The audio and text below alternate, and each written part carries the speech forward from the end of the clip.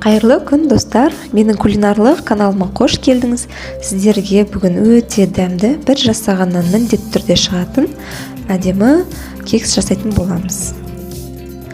Осы және басқа да видео рецепттерді жоғалтып алмас үшін менің арнама жазылуды ұмытпаңыздар. Демалыс күндері балаларыңызға осы пирогты жасап беріңіздер, оларға ұнайтынына мен сенімдімін. Пирогтың құрамы өте қарапайым заттардан тұрады. Ол бізге ұн, ертілген сары май, 3 жұмыртқа, какао ұнтағы және бір құты қоюлатылған сүт, яғни сгущенка. Ең алдымен осындай үлкендеу ыдысқа 3 жұмыртқамызды жарып саламыз. Оның үстіне ертілген сары майымызды қосамыз. Сары май ыстық болмауы керек, сәл суытып барып қосыңыздар. Енді жақсылап осы жұмыртқа мен майымызды бір келкі қылып араластырып аламыз. Сонан соң бір құты қоюлатылған сүтімізді қосамыз. Яғни бұл жерде шамамен 380-400 граммдай сгущенка қосамыз. Біздің қамырымыз өте тез дайын болады. Сол себепті духовкамызды қыздырып қоя берсеңіздер болады. Жақсылап араластырып аламыз. 8 грамм осы қамыр қопсытқышты қосамыз. Болмаса, жады бір шай қасық қоссаңыздар болады. Жақсылап шайқап аламыз. Алдын ала електен өткізілген осы 150 грамм ұнымызды барлығын қосып, жақсылап тұрып араластырып аламыз. Көріп тұрғандарыңыздай ешқандай миксерді қолданып жатқан жоқпыз. Жай ғана осындай венчикпен араластырсаңыздар болады.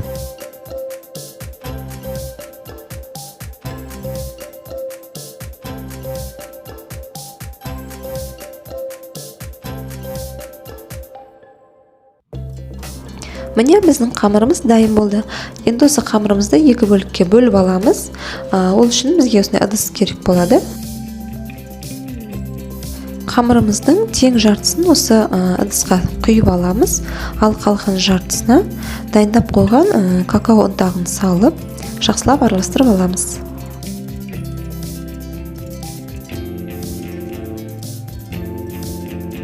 Бізде осындай екі қамыр шықты. Енді пісіретін осы формамызды дайындап аламыз. Менде бұл жерде 22 диаметрлік кальцоны қолданып жатырмын.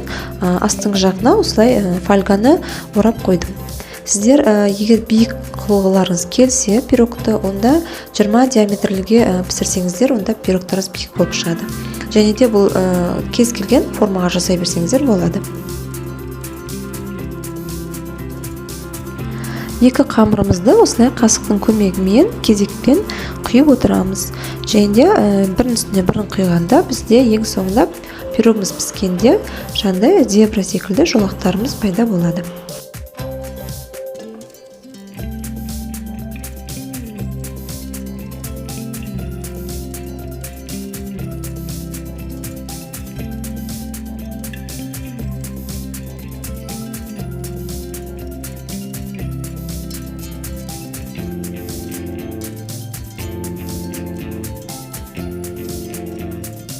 Ең соңында осындай таяқшаның көмегімен көлденеңінен және тігінен осылай сызып шығамыз. Сонда біздің қамырымыз және бір-біріне араласып, өрнегіміз одан сәл әдемі бола түседі.